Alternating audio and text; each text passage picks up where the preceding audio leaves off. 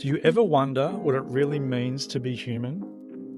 That beyond the routines, the masks, and the daily hustle, there's a raw, messy, and beautiful reality unfolding right before our eyes.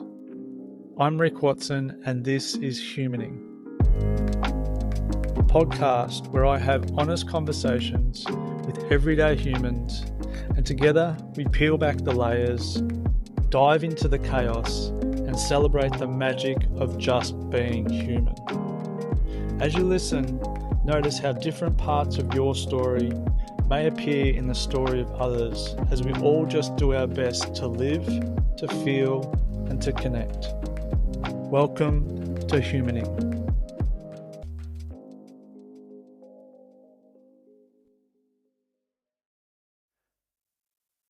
Genevieve Searle, welcome to the podcast. Thank you for having me. It's a funny one because we have done this before, haven't we? Yes, we have. We're going to get to that story soon. We'll start with that story because this is the second podcast we've recorded. But we'll dig into that soon. Before we start, let's do a little check-in. How are you feeling physically, mentally, emotionally right now as we sit here? Physically, I'm feeling pretty good. Right now, I haven't been feeling that great, but in this position, I'm like, oh no, I'm okay. I've had a bit of injury stuff right down the left-hand side of my body, which is not lost on me. Yeah, like literally shoulder to wrist to ankle, like the whole left side. So I'm like, there's something in that, Genevieve. But it feels better, and I feel like I'm working through that. So the progress feels really good. Cool. Mentally, I feel quite, I feel quite clear, which is good. I'm not sure what's going to come up. Neither am I. That's the joy of it. That's the joy. And emotionally, how do I feel emotionally? Look, because, speaking to the last podcast that we did, the story of which will be revealed, there's a little bit, there has been some hesitation and anxiety, I guess, around, I think for me, I have learnt so much.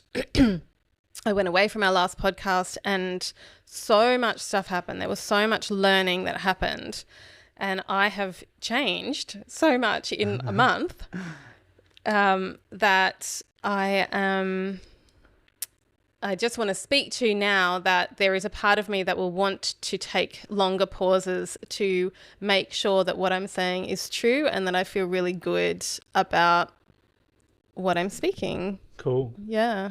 Yep. Yeah. So permission to take time. Definitely. Pause as long as you need. Thank you. It's our pacing. Love that. Cool. Thank you. Physically, I'm feeling there's still a little bit of residual heaviness in my body. I have not been looking after myself, and there's just some tightness, some soreness, a little bit of, like, just the little things that when I don't look after myself. So I'm just noticing there's still some lethargy and a little bit of heaviness in the body. Mentally, I'm feeling so much clearer than I have in the last 2 weeks, even 1 week. We'll get to that story as well. But yeah, just really noticing today the mental clarity of moving through some big life stresses recently and noticing what that feels like to be clear as opposed to the blurriness of the last couple of weeks. So I'm just really grateful that there's a little bit of mental clarity, and we even had this podcast booked in for last week, and I called you and said, I cannot do this. I'm too blurry and can't really think straight. So yeah, we'll speak to that a little bit later. But so it's really good to notice that ease mentally because it hasn't been there. And emotionally, I'm actually just feeling joy. Like I loved our last podcast, which we didn't air, and we'll talk about that. But I also just love the conversations that we have, and um, so yeah, there's just joy that I got to carve out time to do this again, and um, yeah, so I think that's me. Yeah. Awesome. Why don't we start with the story of the podcast? I think it was about a month ago. We were in these two chairs and we recorded an hour and a half podcast. And what was your experience from there? Like, let's just talk us through it. Well, the podcast was really fun. Yeah, it's great. we had a ball, and there was probably a lot of value in there as well. I had been, interestingly, I had been put onto a book called Keys to the Kingdom by Alison Armstrong ages ago, and I'd heard of the Queen's Code, which she also did ages ago, and I'd actually been seeking this book, and I walked in and you had it on your bookshelf and you're like, oh, do you want to borrow it? I was like, absolutely, I want to borrow it. Put the book aside, had this great podcast, went home, everything was fine. And then you sent through like the little sample of the little audio, and there was just something in it that I just went, that doesn't feel good. And I can't even exactly put my finger on what it was in that piece. Yep. But the overall feeling that I got was a much deeper understanding of men generally, and in particular, the men close to me. And we'd actually spoken a bit about my partner, Matthew, because we both know Matthew. Yep. Well, obviously I know Matthew. And and you sat in Circle for 2 years. Yeah, we sat in Circle, and it's one of the male inspirations of my life. So, yeah. He's a male inspiration of my life as well. Yeah, I hold him in great regard. Yeah. Yeah. He's such a beautiful human, and such a powerful, strong, amazing human. And I found this really interesting because I thought I was a pretty good authority on men. Like, I only have older brothers. I don't have any sisters. Yep. They are 4 and 5 years older than me. I have only sons. I've had male friends my whole life. I feel much more comfortable around males as a general rule. Like, I just really like hanging out with men. I thought I got men, and I read that book and I went, holy fuck, I have so much to learn. and for reference as well, my mum's a psychologist, so and my dad was around. Beautiful man, they're still together, like beautiful humans, very considered, intelligent. Most of the men in my close world are really great examples of men. Some really strong modeling. Yep. And but there was so much that I didn't understand, even looking through like the epigenetic lens, which, gives an understanding of different people's, how different people's bodies and minds and their subconscious is wired. Even with that, I was like, man, I'm missing so much here. And when I reflected back on the podcast, I realized that there were like little things that I wasn't even aware of, and I certainly didn't consciously mean to, but that would have been diminishing. And I just couldn't bear to have that out in the world. Little things in your language, do you mean? Little things in the languaging that I was using. Yep. So once you realize that, like what was going on for you there? Like what was that experience like to realize? Horrendous. And it was because it was it was awful. God, it was awful. I felt so sick. Yeah. I just felt like so nauseous. I had this whole like full body reaction, like, and it was sitting with me, I was like cold and tingly and just like wanting to vomit, and it was tricky because I've actually pulled a podcast before. Yep. But it was easy because it was someone that I didn't know and didn't really care about and didn't really matter. Like if I annoyed this person, who cares, whatever. Yep. But yeah, there was some stuff in there that went, for whatever reason that didn't feel good. Yeah. Yeah, because I didn't know them, it didn't matter. I wasn't invested. But because I know you and I know that this is a passion of yours and I know that you're and I hold you in great regard, and I have, I value you in my life. So it's much easier to, it's much easier to be strong and say, no, I'm not okay with that when you are not invested with someone. Yeah. But I didn't want to disappoint you. Mm-hmm. And, I hadn't, we'd sat together for an hour and a half, and then you'd done the editing. And so I was conscious of all of this time that you'd put in, and, and that you'd probably had a sequence for who was going to be on the podcast. So then maybe having to it was just going to be such an inconvenience for you. And, we edited the podcast a little bit. Yep. And that was better, but there was just something, the shift in me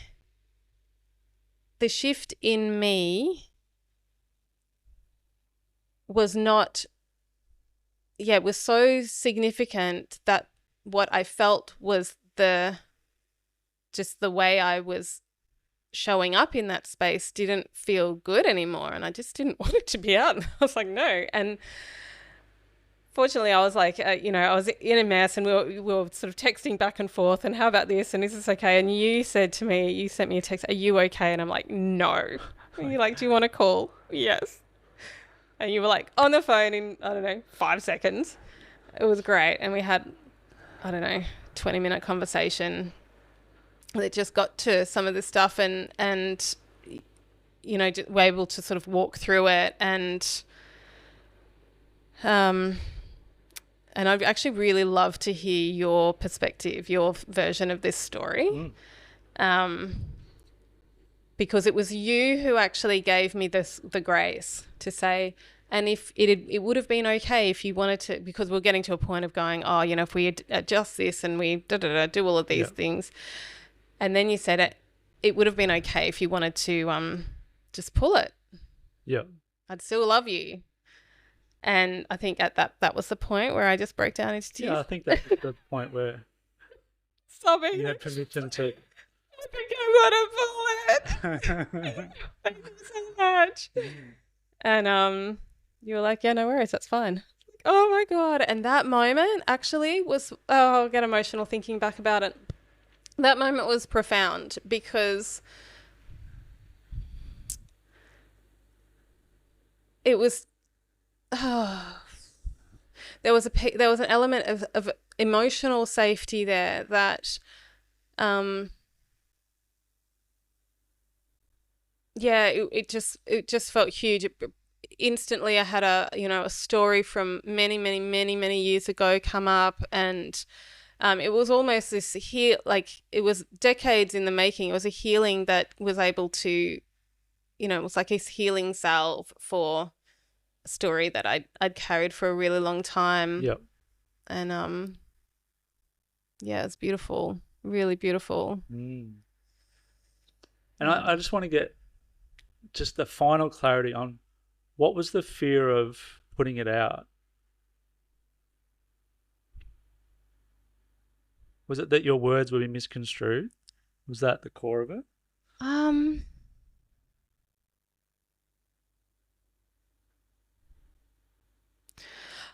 I feel as a general rule, we are culturally set up to be at war with each other. Yeah, right. Yep. And we play our war games in many different ways. We all have different strategies for how we go to war. Yep. And most of the time, I think we don't even know we're at war because it's so enculturated and so ingrained. So subtle. So subtle. And And it's these subtleties that I think are potentially the most damaging because they're so confusing Yep. and hard to pin down. And when we don't want to be at war anymore, but we're still operating like we are at war because that's how it's always been, Yep. then how do we move into a different way of being unless we can identify the micro actions, the micro words, these tiny nuances, Mini cuts. the mini cuts. Yeah, I like 1,000. I think I said that to you. It's like, 1,000 tiny cuts, and they seem so little and so insignificant. And I think this in particular is really crucial when it comes to men and women because we are so different, so beautifully, wonderfully different. And we can only understand the world, and epigenetics really taught me this, epigenetic profiling. We can only understand the world through the lens that we have access to until we have access to other lenses. Yeah. Yep. And that we have, and the masculine feminine lens is very different. Yeah. It's phenomenally different. And what we assume as a general rule, I'm talking generalities, and I will include myself in this, but it's not, reading that book, it's clear it's not just me, it's like we have these generalities of assuming that, for women, the assumption is that men do things for the same reason that women do things, and it's not true. And one of the most joyful things that I have learnt in the last number of years actually is the joy of being wrong and actually assuming that I'm wrong and being excited about being wrong. Yeah. And am I hearing that this is an example of that? Yeah. And noticing that, oh no, that there was some things in there that were said automatically, but it's not how I want to operate moving forward. Yep. Yeah. 100%. One of the things I'll speak to this was around value and me projecting my lack of value, my own lack of self-value onto my partner in a very, very, very subtle way. It was so small. It was like literally I'm so fucking here for this because this is beautiful. The catch of that, because when you pointed that out to me, and I'll roll into my version of this, but when you pointed that out to me, I'm like, you're 100% right. And that's a really good catch. And I'm here for pulling this thing for that reason.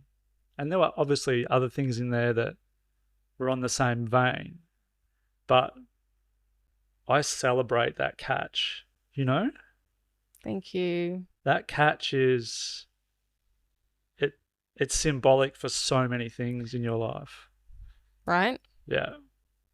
So when that went down and when we spoke on the phone and there was tears and you explained yourself around what was coming up for you and the joining the dots to how that showed up in the podcast, it was crystal clear to me and exactly the right thing to do. And I'm so proud that you caught it. Because it's a whisper. It's a whisper. And you're listening to your whispers. I think without going into the whole thing, because I don't want to, but I think what I said was I prefaced something by saying to a degree, and that minimized. That was a diminishment, and it wasn't true. Yeah. So in order to not do a whole podcast about the podcast that we didn't do, which is probably highly possible because there's a bit of juice in this. So much juice. Oh my Lord. But it does have links into other things that I think we're going to talk about. So is there anything else that's alive for you now around our re-recording and all of that you want to speak to before we move on? I think just the profound effect that that book has had on my own understanding of men generally has been enormous. Yeah. And so beautiful. And yes, I'd even love to get into that a bit if there's space for that. Yeah. And then the book's Keys to the Kingdom by Alison Armstrong. Yeah. And her body of work, Joe introduced me to her. Oh. She's done a lot of work with her indirectly, and has really opened my eyes on how men function and how men and women, the dynamic of that. So yeah, it's a really interesting place to dig in. The dynamic of that, and understanding how men function and being able to approach, you know, it was really sweet. After that, I read the book that week, and I was kind of, you know, 2/3 of the way in, and I got curious, and I did a very, you know, basically an Alison Armstrong recommended kind of process where my partner works a lot, and he's not, you know, for him to do reading after reading all day is like, it's not a thing. So we had this really cute little thing where I said, hey, can I read to you? I really want your opinion. Can I just read some bits to you and get your thoughts on it? Do you agree with this or not? So we'd sit up in bed and I'd read him a little snippet of the book, and then be like, what do you think? It's a cool way to do it. It was such a great little connection exercise, and it gave him, because I was genuinely, this was the thing, I was so genuinely interested. Like, is this woman speaking truth according to you? Yeah.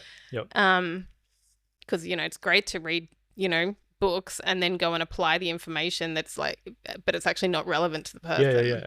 Needs to land. Yeah. So to get him to get his feedback on whether that was true or not was great. I was like, oh, okay, cool. And I also have been asking, you know, particularly my sons. Yep. You know, I've heard this. Is that true? Or what do you think about that? And waiting for the beautiful it's so precious to watch. Even like my middle son, you know, I've asked him a few questions, and it's so beautiful because he's such a considered human anyway, and he takes time. He takes time to answer, and waiting for his answers. He's 17, and they're so rich. Yeah. It's so beautiful. It's so beautiful. It's opened up a whole, so that book has opened up so much. Yeah. Anyway, keep going. Oh, no, it's funny. Joe and I re-listened to the audio book together on the plane when we went over to Bali a month or so ago. So it was like, it's really fresh for us too. Yeah. And the same thing, it's interesting to come home and have conversations with Finn about knighthood and all the rest of it, you know. So yeah, it's cool. Okay. So the way I normally start a podcast, how do we know each other? So let's just maybe touch base on that. And yeah, how do we know each other, Genevieve Searle? It was funny. This is a funny story. I quite like it. I was sitting in a tigress yoga class. I forgot about that bit. Oh, that's hilarious. So hilarious. We know each other because God. So, sitting in a tigress yoga class, which is not really offered that I'm aware of now. It's very feminine-based, embodied movement practice. And it was right at the end in sort of the meditation bit, fully zenned out. And I get this like God voice drop in saying CrossFit. I was like, what? Oh, this makes me laugh, this story. And he was, and you know, you don't question God. Because I did.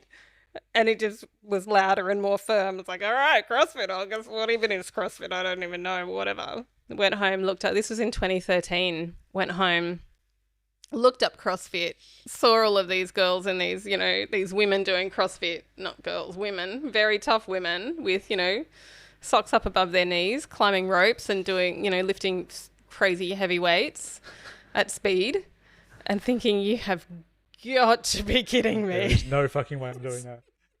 No way. Way. But, I'm like, some agreements you don't back out of. And so I called you. I've looked up research CrossFit in the Moolumbar area. You came up. I was like, okay, I guess I'm doing CrossFit. And how was that experience for you? Changed my life. Mm. Yeah, it completely changed my life. It was, at the time I was 36. I was not very fit. I had 3 sons. I was not in I'd spent decades, at least 15 or 16 years, really spiraling in and out of depression and shame spirals, and navigating some pretty intense, like, just continuous mental health stuff. Yep. And CrossFit taught me a number of things, and I actually still use little things that I would tell myself in a CrossFit workout. I still bring them out. Yep. Things like 1 rep at a time, Genevieve, or just 1 more. Yep. And they've been super powerful for me. It was super powerful, showing me, number one, that I was actually strong. Yep. And that by practicing I could get stronger. And I did. I got very strong. And, well, for me, for my body. You got very strong. I got very strong. And I got very fit.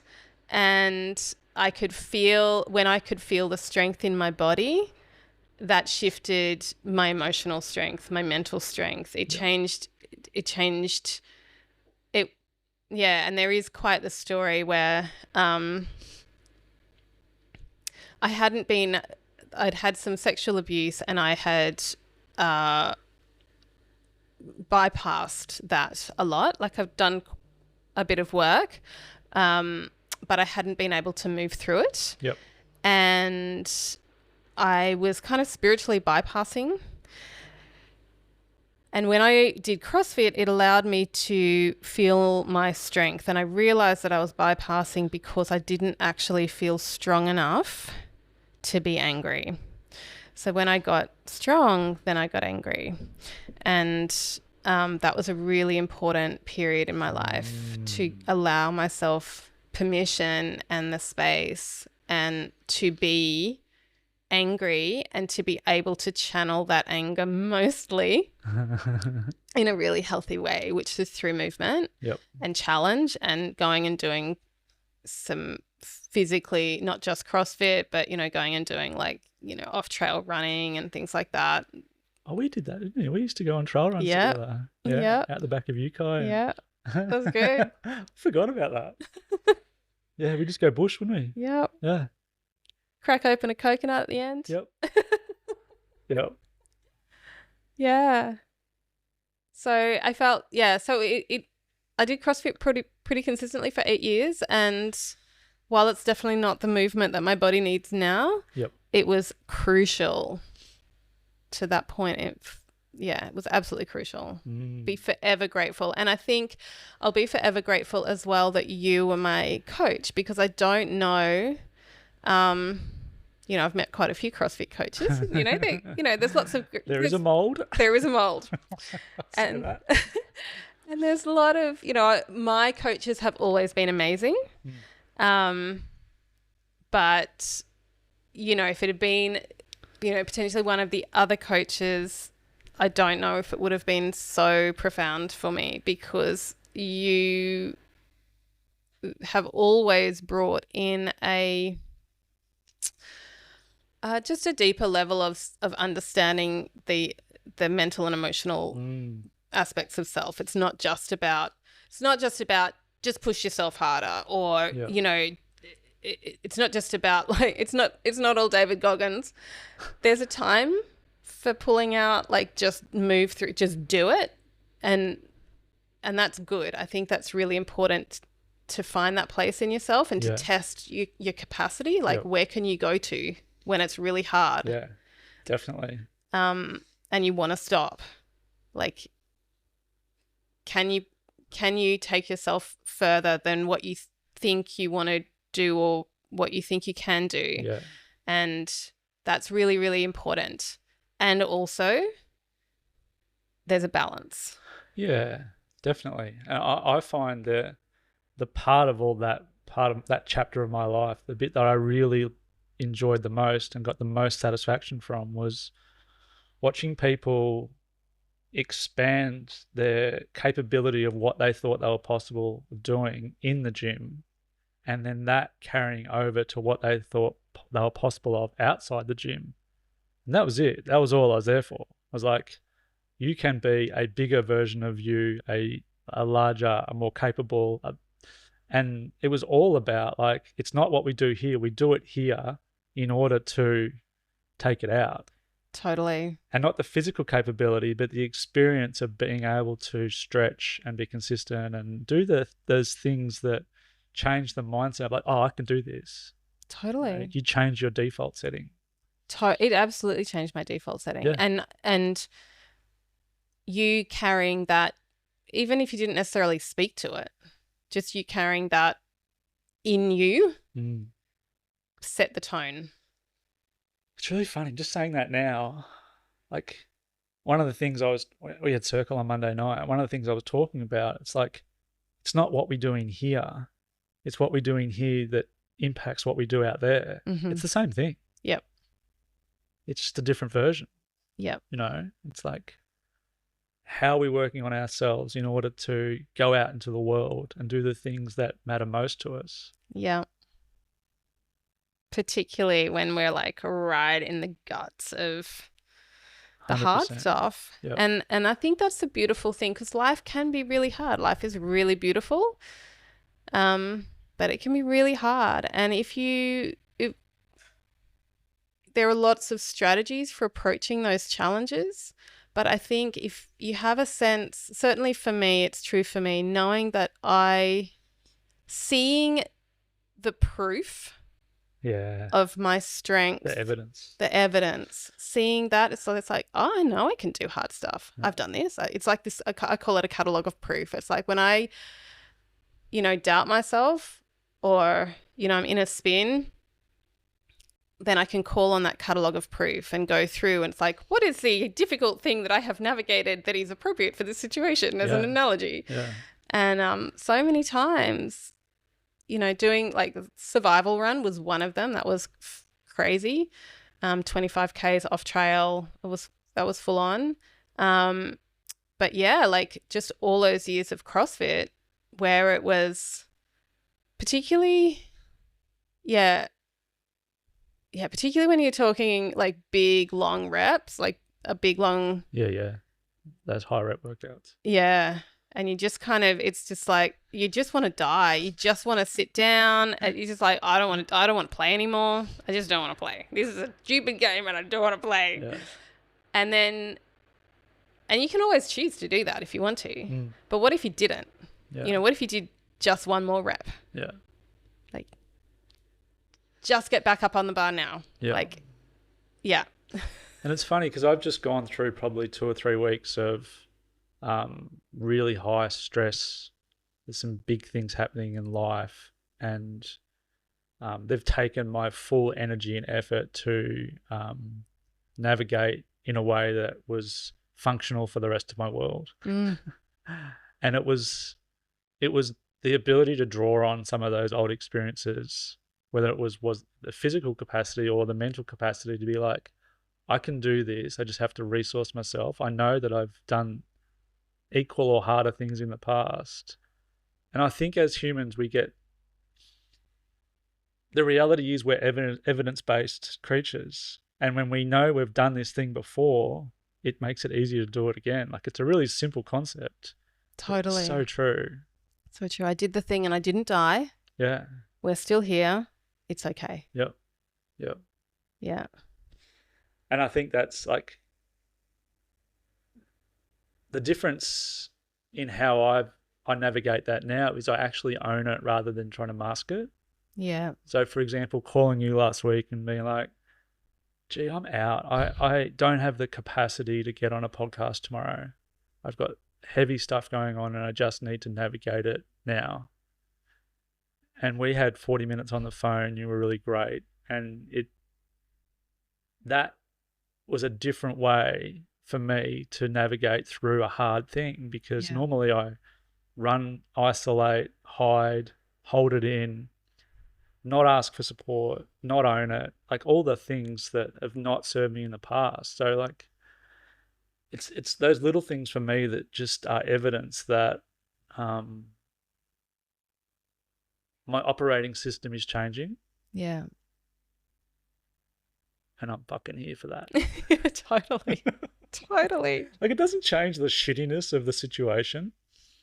There's no magic bullet, but it upon reflection, it's nice. And I think that's what our conversation was about. It was like, what are the points of difference from 5 years ago, and how are you navigating this differently? And I think that's super important for anyone in their challenging times, is to like, what can I grab onto that's a real change?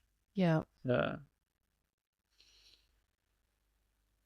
Yeah. Don't know where to go after that, but it's just, yeah, it's kind of cool. And it was actually really beautiful. It felt really lovely to to have the conversation that we'd had when I'd been in distress, and you're like, it's okay, and I'm here, Yeah. And then and then that kind of almost the reverse. It's like, it's okay. Yeah.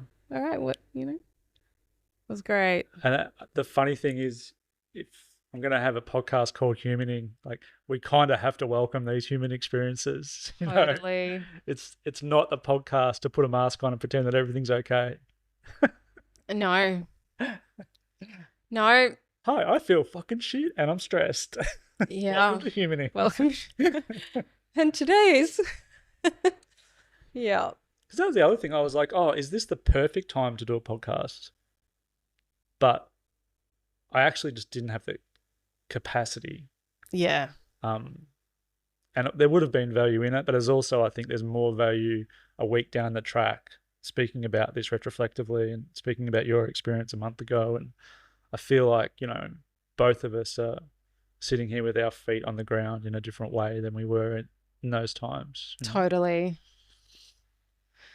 Yeah. And what do they talk about? I don't know. In lots of different spaces, they talk about, share the message, not the mess. And it's an interesting thing because there is also value in being somewhat messy. But I also think that when we're in the mess, like, we haven't distilled stuff. We haven't actually worked out what the message even is yet. Yep.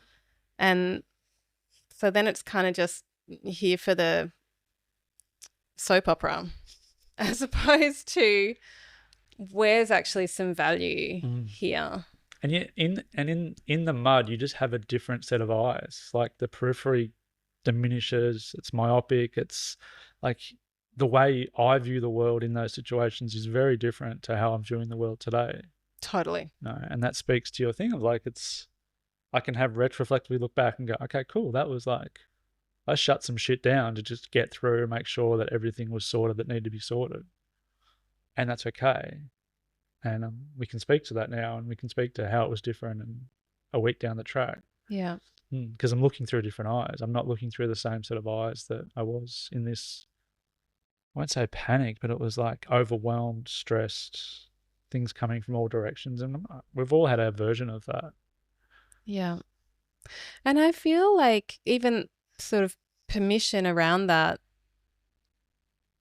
I feel like it is okay to consciously choose to shut some things down. I don't know why, but I'm getting, that old Codral ad, which is like soldier on with Codral. Yeah. I was like, it's such an example of, the cultural narrative except not when it comes to sickness now, because anyway, that's a whole other story. But it was like, yeah, there's this kind of very stoic version of like, oh, well, you just get on with it. And I think there is value in that sometimes. Yep. And I think there's, at other times, it's like, you know what? I'm really flooded right now. Yeah. And it's taking everything I have just to navigate these couple of things. I'm choosing to just put this one to the side and circle back around when I have capacity. I actually think that takes an enormous amount of strength to be able to own that. Yeah. And ask for it. Yeah. It's a really nice new experience for me, because as someone who has burnt out multiple times in the past, like that Codral theme of soldiering on was like my badge of honor. Like I can push through anything. And it didn't work out that well. No, well, that's it. It's like, yeah, we can push through. Yeah. We can push through a lot. And what's the cost? Yeah. And is it sustainable? So those are the things now that I think I reflect on and be like, oh, I can do this for a week, but I can't do this for a month. Yeah. And what needs to be trimmed and what needs to be, what support do I need? Where do I, so it's a different frame now, rather than the old frame of just fucking keep pushing, you're fine, keep going, tell no one. Yeah. And it's really nice to notice, because I think both of our experiences have been an example of that, of honoring the whisper rather than the brick or the truck. Yeah. Yeah. So we met in the gym. We spent probably 5 years together. It was fun. And then I sat in circle with Matthew for a couple of years every week and really got to know him really well. Because I'd only met him once or twice at social events and never really got to connect with him. So I got to experience the other half of your partnership, which was really cool. And it was separate from you in a different environment. So it was really, we got to establish a friendship and a connection outside of your partnership. And then I think since then, it's been like, I've done some work with you, with your work, and then there's been lots of random camping trips that we have mutual friends and we pop up and have campfire sing-alongs and cook-ups, and we normally find ourselves in the creek talking for multiple hours in those events. We kind of hunt each other out. That's great. Yeah. And now we're kind of at this next part of hanging out on a recorded podcast. Yeah. That's the brief version from my side. But what's life look like over the last maybe, say, 2 or 3 years for you to get you to here where you are today? Oh, my life has been wild. Full stop. Done. Yeah. That's it.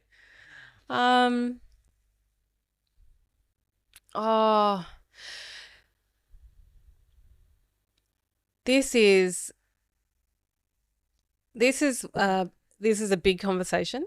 There's yes, and there are pieces that I'm still working out.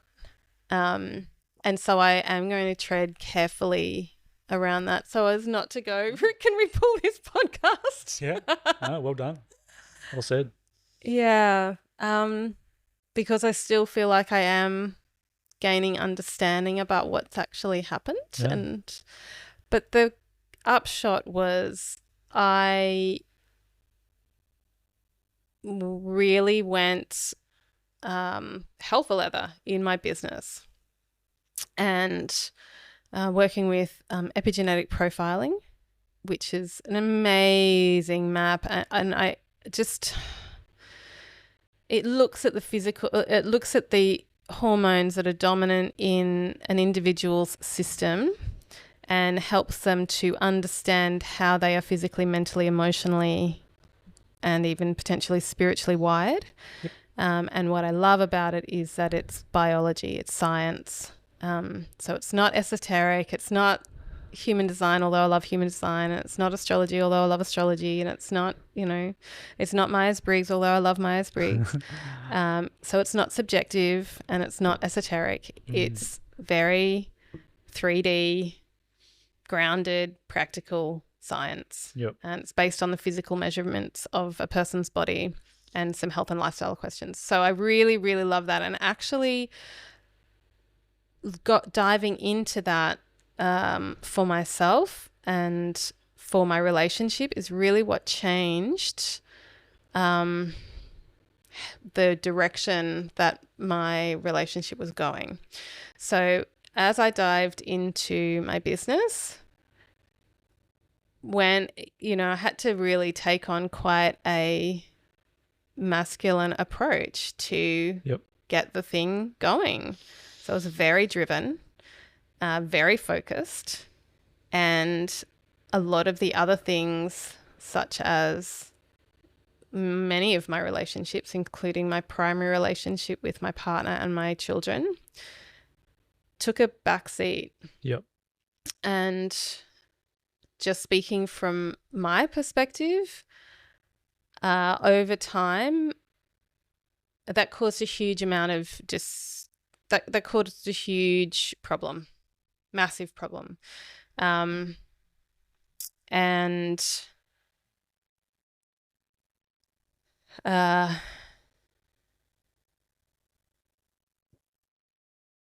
over time, it became clear that for me to keep going down that path would be extremely destructive. Yep. What was that realization like? Awful. It was incredibly embarrassing. Yep. There was a lot of shame. There was a lot of guilt. There was a lot of confusion and fear. Yep. Because I have had such huge programming, cultural programming, being a strong woman, independent woman, I can do anything. Yeah. And the belief system around that is not only that I can do anything, but I should do everything. And that I have learned is completely ridiculous. Where did you inherit that? Where did that come from? I honestly think that, modern women, I think that's a modern woman thing. Yep. You can be everything. Yeah. Yep. Like I grew up with stickers, girls can do anything. I had them on my fucking exercise books for school. But what it also said to me subliminally was that being a creative, being a wife, being a mother, that these things are not valuable. So to be of value in the world, I have to be out there, I have to be seen, I have to be making money on a grand scale, and I have to be having impact on a grand scale with people I don't even fucking know. Yeah. Or give a shit about. Yep. It's like the opposite, isn't it? It's like the opposite of impacting the people that we love and cherish. Yeah. It's like putting the attention to the impact on the people we don't even know. Right. And that's so celebrated. Yeah. And, when I put all of this away, when I put my business away, which was like extracting fingernails with pliers. It was so painful and drawn out. So much identity in it as well, isn't it? So much. It was so much identity. I felt so much failure. And just so, oh my God. And it was that choice. It was, who am I prioritizing? Like, what am I going to prioritize here? Yep. Am I going to allow the people that I love and who adore me? Yep. Am I going to lay them on the sacrificial altar of this? No. Yep. They're not collateral damage. And I got to, there was like, they will not be collateral damage. Yep. Fuck it all. Fuck that. Yep. I was only really, I want to give credit here, I was only really able to do that because I had a partner who fucking holds me in such high regard. And I would say many men are like this. Yep. They are so devoted to the happiness of their partners that they will support them in so many things. Yep. And I only saw a part of that. And it was Matthew basically offering. It's like he actually said it was beautiful. It's a beautiful setting. We're in Bali. The breeze was blowing in through the window of our wooden bungalow on the beach. It was great. And he looked me deep in the eyes and he said, I want to offer to take care of all of the things for you so that you can be free to be in your feminine flow. Ooh. Oh. Ooh. And because of my conditioning, I had two responses simultaneously. I look forward to these two. Their first response was this incredible relief, and my whole body just like dropped. And my second response, almost simultaneously, was high alert, high tension, and the thought in my head, what will I owe you? Yeah, right. And he's so aware that and so courageous that he was able to identify that and say, and in exchange, straight off the bat. So, and as soon as he said, and in exchange, I was like, oh, okay, cool. This is going to be clear. Yep. Great. Then I get to choose. Yep.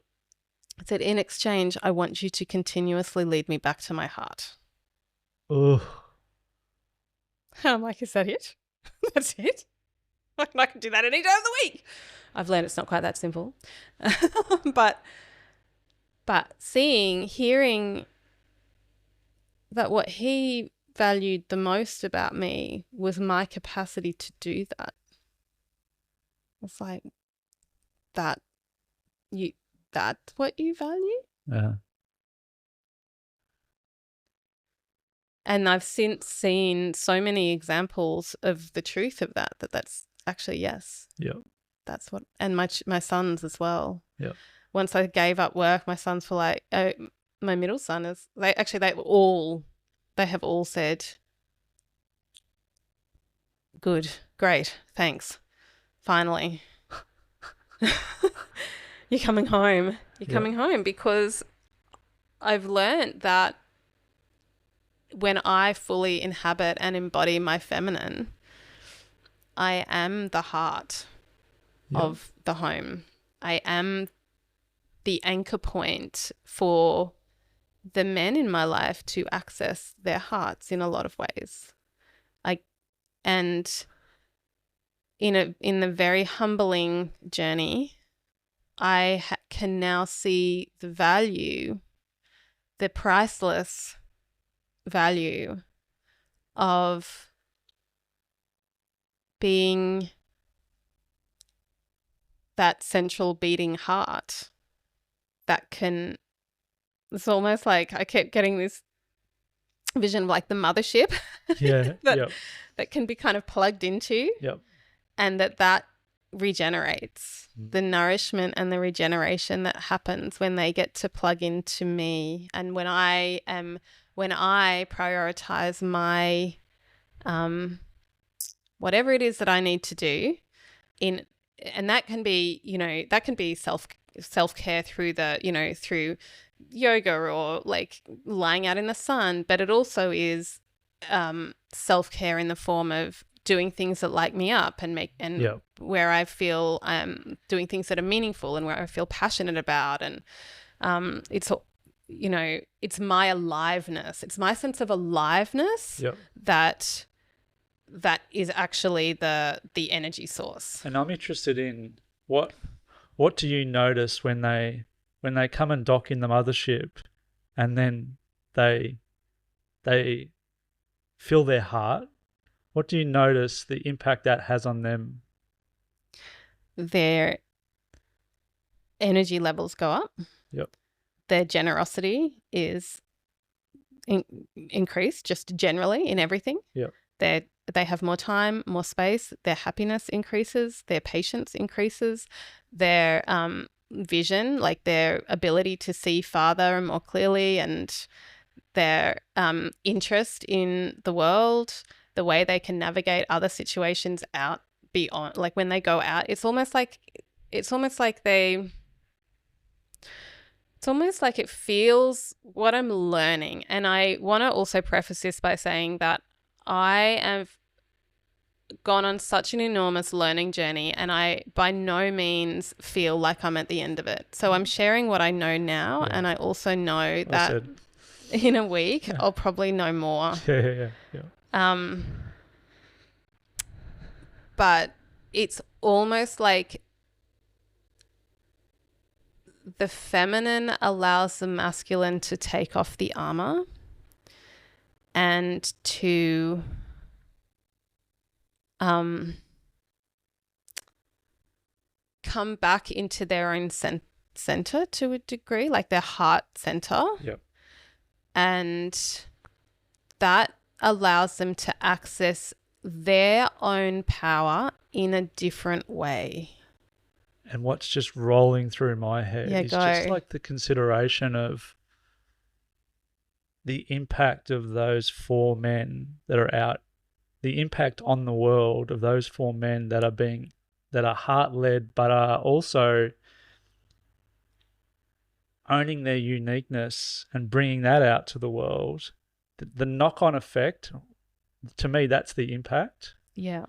So there's this, like, it's this paradoxical situation where it's like you're creating this impact on the world, but you're doing it in a way through these 4 humans that are close to your heart, instead of one to many of all the humans you don't know. Yeah. Do you know what I mean?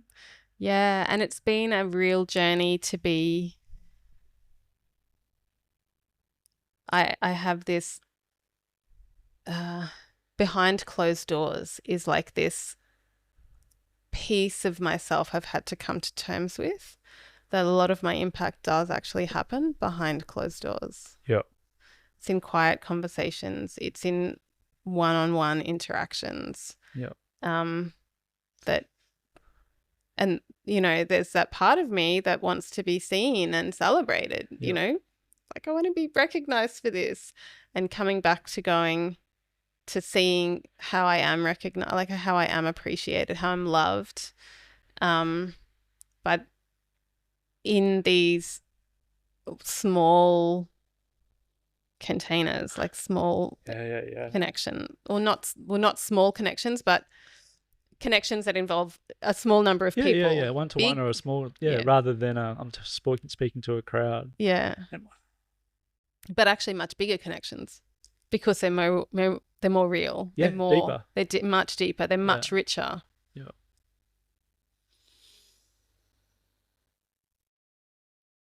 And then what was just rolling through my head, I lost it and then I just found it again. It was just this, it sounds like this dance for you between external validation and self-validation. Yeah. And that maybe the spectrum's leaning more now towards the self-validation, and you validating yourself for seeing these deeper connections in a private setting that then go on to impact in different ways, as opposed to the need for the external validation of the one to many, and look at me, I've done the good thing. Like, they're a very different energy. Very. Yeah. Yeah. Yeah. And that's been humbling, very humbling and uncomfortable. Yep. But also really beautiful process. And I would love to hear, as I was sharing what I was perceiving, I would love to hear your reflection as a man on that. You know, it's just like, am I like, and of course I'm not speaking about, I was speaking about the people, you know, my partner and my sons, but as a man hearing that, does that ring true for you? 100%. Yeah. And it's really interesting because I'm in a relationship now where I'm with someone who leads me back to my heart. Mm. And that wasn't the case previously. So I have a visceral understanding of what that feels like on the receiving end as the man. And so, yeah, to hear that transition or that switch that's happened in your life, it's, if we had video, you'd see the smile on my face when you were talking about that. And it's because I've also experienced the feminine leading back to my heart for me. And Jo's amazing at that for me. She can really ground me and get me back into what I'm feeling in this moment rather than the story I'm putting on it or and that has amazing value for me. So yeah, my hearing you say that is making me realize that or maybe not realize, but just more making me grateful that I have a version of that in my life now. Mm. And it's probably not without noting that both of you have come from different backgrounds and different paths, but there's the common denominator is the looking through the lens of Alison Armstrong and seeing the different dynamic between men and women and the value that women can place as opposed to the old women can do anything dialogue, you know? So it's really interesting how, like, where the themes are and where the similarities and that sort of thing. And yeah, no, it's really, I'm down for it, Yeah. you know? And it's a tricky thing because the women can do anything narrative was really necessary. Yeah. Because we have come out of a very, very, very long period and many women are still in that period where, you know, across the world and closer to home, where they don't feel like they can do anything, where they are constantly being, you know, when they're constantly under threat and certainly kept small. And there really needed to be, you know, feminism needed to equalize the balance. Yep. And at the same time, what I have noticed in the feminism piece is that in some ways and in some areas, and certainly this is not, again, I would say this is not across the board, but what we're seeing is the pendulum swing the other way towards where there was a real diminishment of women, there is now a diminishment of men. And we haven't actually celebrated the feminine. We haven't actually brought equal value to the feminine. What we have done is created really masculine women and emasculated men. So there's still actually not a real place for the feminine in all of this. Yep. And that, I think, is the next piece of like, okay, we have proven that we are capable of, like, we can do the things. We can do all the things, but we're still lacking. Like, as a general humanity, we are sorely lacking the balance And we are missing out massively on the gifts and the value that both the masculine and the feminine can bring when they work in synergy and equal value. When they work in synergy with equal value. Yeah. And that is what my partner and I are creating, and that is fucking sensational. It's so beautiful. Yeah. It is so beautiful. And I have to say, if it wasn't for us going through that transition where effectively we were like walking in each other's shoes. Role swapping. Yeah. We role swapped, and it didn't work. We were not in our genius. Yeah. And, and we could have lost everything if we had stayed there instead of choosing to look at it and evolve and recognize that it was not working. Yep.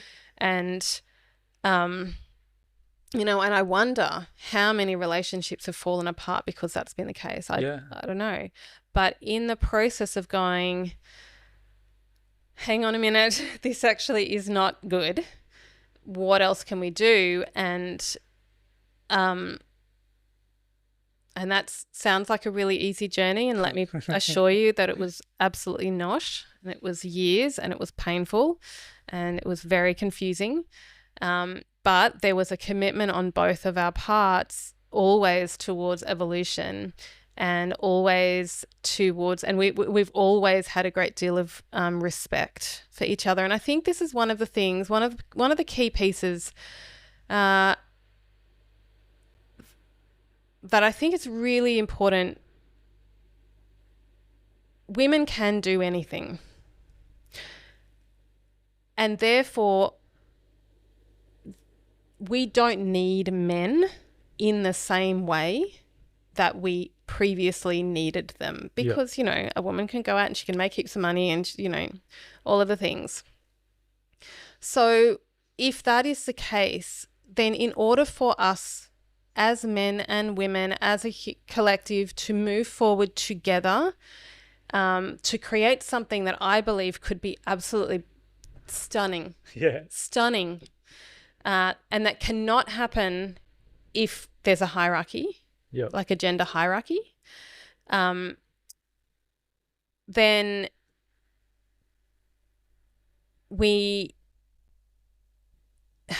there's many pieces to this. There's many pieces to this, and they're all kind of coming through at the moment. But one piece that I would say is it is really important for women to choose to partner with men that they respect and, that they value and they respect. Yep. Because that's when we can let go of the desperate hanging on to control. If that's the knowing, if that's the piece that the knowing is there, that's the foundation for so much stuff. So much. Yeah.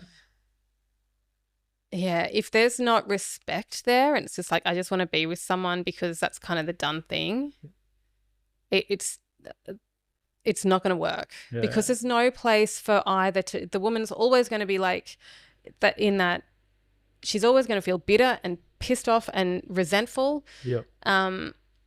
Because she can't relax, but she's chosen to be with someone that she feels she has to control because she feels like he doesn't measure up. Yep. And there's no place for him to actually shine and for him to actually step up and bring his gifts to the table. Like, you actually have to have two people who see the gifts and the value that the other person brings that is different to theirs. And to celebrate that and get out of the fucking way of the other person's genius. What I appreciate about you is such a fucking powerful start to a sentence. And the specifics of that. Yeah. What my heart appreciates about you. Yeah. Like, we talk about it in circle all the time, because we can get so focused. I can get so focused in the past of pointing to the things that aren't working or pointing to the negative. And it's such a simple act, and it's such a loving act to be like, what I appreciate about you is, and that's the respect. That's I see this part of you. And then the other person, whether they realize they need it or not, feels seen. Totally. Yeah. That's the gift. And they see the value of it. Like, it's not just, I'm like, part of it's being recognized. I'm like, but part of it's like, you actually think that's important? Yeah.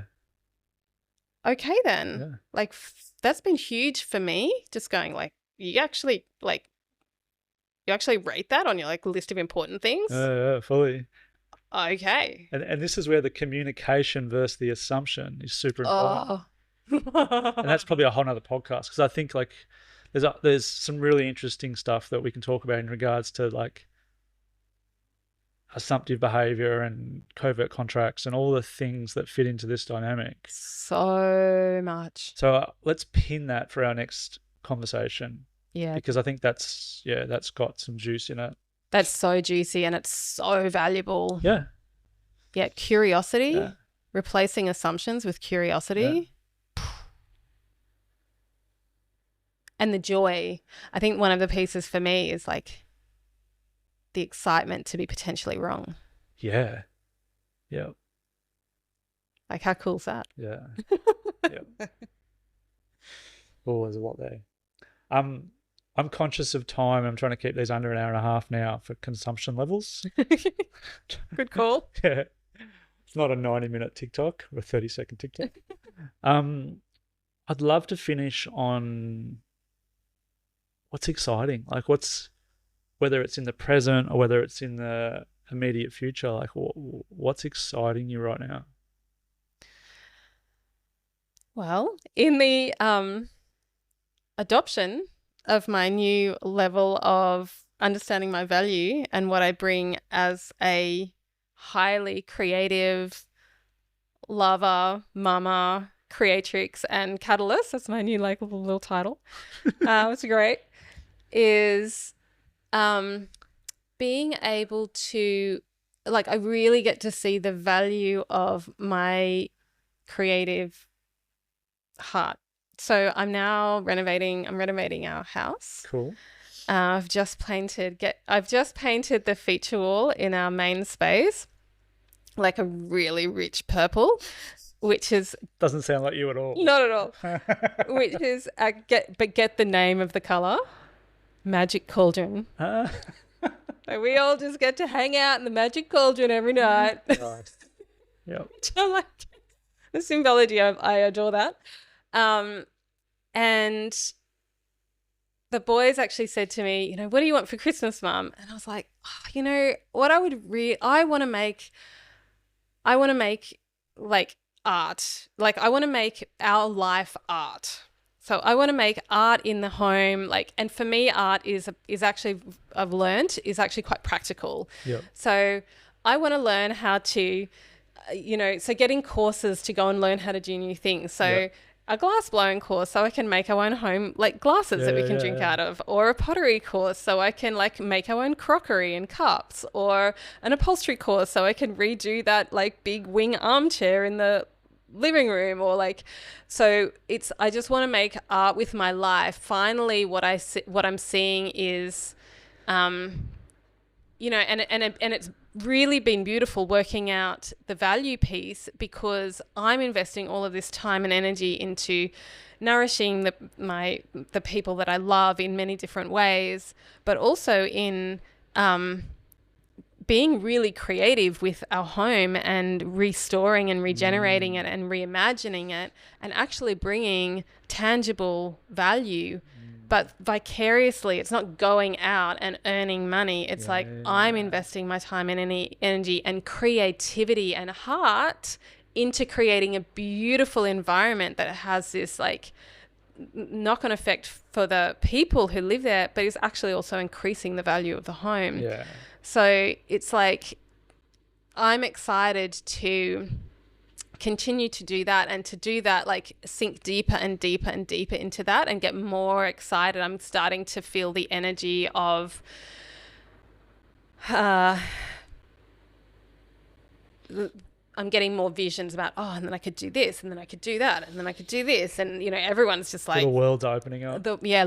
Lots more's opening up, and so I'm excited to see where that goes. And I can really see a difference in your face when you talk about that. Yeah. Like there's a real shine to it. Yeah. And know that it's like that is so valuable. Yeah, fully. It's like the reframing of your value. Yeah. I guess get to be creative and bring value through my beingness. Yeah. Is amazing. hell yeah. Damn. Yeah. And I'm excited for I'm excited to my relationship with my kids has like going through the roof. It's so like it's always been pretty good, but it's like except for those glitchy bits. Um, but I have so much time and space and patience for them becoming more of More of them. themselves, and watching that process unfold is so delicious. Yeah. It's so inspiring and it's so joyous. And then, you know, having the spaciousness and the aliveness in me to then be able to open up my heart and have a, you know, and for my relationship with my partner to just be getting deeper and more delicious and more beautiful. And, you know, it feels like such a huge achievement, such a success when and I feel like that's been really important to like, what are my successes and what are my achievements? And I look at my children and I'm like, fucking success. Like there's these humans going out into the world. Fuck yeah. And my partner, it's just like, I don't know many people who've done what we've done, and you know, it's 23 years, coming up for 23 years, and the amount of times that we've reimagined, that we've deconstructed, that we've, and then this big one, this has been probably the biggest of all, this new reimagining. And so seeing that as, I guess, a platform as well as what's possible beyond like our relationship is so stunning, and it's just getting more stunning. And that makes me excited as well, because it's like, it's possible that more of this can be happening across the board. Yeah. Yeah. Yeah, that's pretty exciting. Yeah. Yeah. And that feels like a more beautiful humanity, and I'm here for that. Fucking oath. My excitement's slightly different, right? I don't have the ability to articulate as beautifully as you do, but I've got some really big excitement happening at the moment. It's not completely official, but I think we just bought a new house. Oh. And there's many layers of excitement to that. Next chapter for Joe and Finn and I, creating our own space. And I think there's, you know, our house was in the flood, and we've been going through that buyback process, which has been 2.5 years or whatever, to patiently work through that. And there's been a bit of felt like we've been in this liminal space of not being able to do anything until that's resolved. And so I'm excited to be able to move forward in new chapters just on a general level, and the house represents that. But what I'm really excited about is that on the back deck of this house, which overlooks the river, there's a big integrated wood-fired pizza oven, and next to it there's this integrated, it's called an Argentinian Perillo grill, and it's cooking on coals, and it's got one of the grills that you move up and down. I'm so fucking excited about using that thing. So great. And it's so funny because I didn't even know, like, and I think what it represents is I'm excited about being present. I'm excited about enjoying the time and space, but I'm excited about spending time to learn a new skill and create some amazing food for the family. And like Saturday night, I just spent about 7 hours watching YouTube videos on how to coal cook and how to cook with hot coals on this Perillo grill. I'm just like, holy shit, I've got a new addiction. That's so cool. Yeah. So it's, and I think that just represents time and being rather than doing. Yeah. You know, there's been a lot of doing in the last 3 years and a lot of necessary heavy lifting. Yeah. So, I'm looking forward to spending a couple of hours and making sure that my hot coals are in the right place and cooking some meat and and just being, and it just feels like a really nice representation of like, oh, cool, I look forward, I'm excited to go slow. Yeah, right. And that's this, it's just been this gift that's handed to me. I'm like, oh, that's a really great way for me to go slow. Yeah. You know, so I feel like there's some real similarities there, actually. It's like just slowing down and getting creative and, you know, focusing on things that matter. Like, you know, yeah, because it feels to me like you want to be able to do these things so that you can share them with the people that you love. yeah, And there is some yeah, common theme there, isn't it? it's like the value of presence and creativity and nourishment in these different ways. Yeah. And I'm also really excited about I kind of had a little of a blip in the podcast frequency. So I'm really excited about getting that back out. And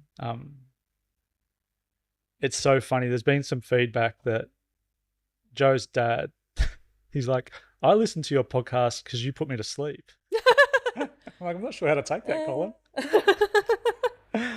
But yeah, the response has been really cool. And it's been encouraging that this feels like a really nice way to share ideas and to share values and to have conversations that other people may or may not see themselves in. And that's been the feedback, is like, I hear my story and your story and the other person's story. And so I'm just super excited to do more of it. And yeah, so if you're enjoying the podcast, follow on Spotify, share with your friends, do all those things that I feel weird telling about. Yeah, but like really do make it easier to keep doing it. And that feels like a joy rather than a chore. Yeah. So I'm like, oh, that's I'll be directed by where the joy is rather than what's the requirement, the obligation, the chore. It's like, it's not that. Yeah. That excites me, that, you know, there's something that I can have as part of my world and get to connect is, you know, my highest value. So yeah. It's been so good to redo this. So good. So good. Yeah, it's been really beautiful. And I feel like there are some big juicy topics there as well. The other thing, I'm just going to drop this as a topic as well, is something that Kelly Brogan calls the decommodification of the feminine's natural gifts and talents, which ties in beautifully with Alison Armstrong work. Yeah. And around the understanding of value and the value piece of it all. And pricelessness. Yeah. To be continued. To be continued. Thank you. It's I think the journey in between podcasts and the conversations and the sharing and the tears for both of us has been the gift for me. Absolutely. Yeah, absolutely. Yeah, and there was like a rewriting of what's okay in that process as well, which was really impactful. Yeah. So thank you. Thank you. And we will speak to you again soon. How exciting.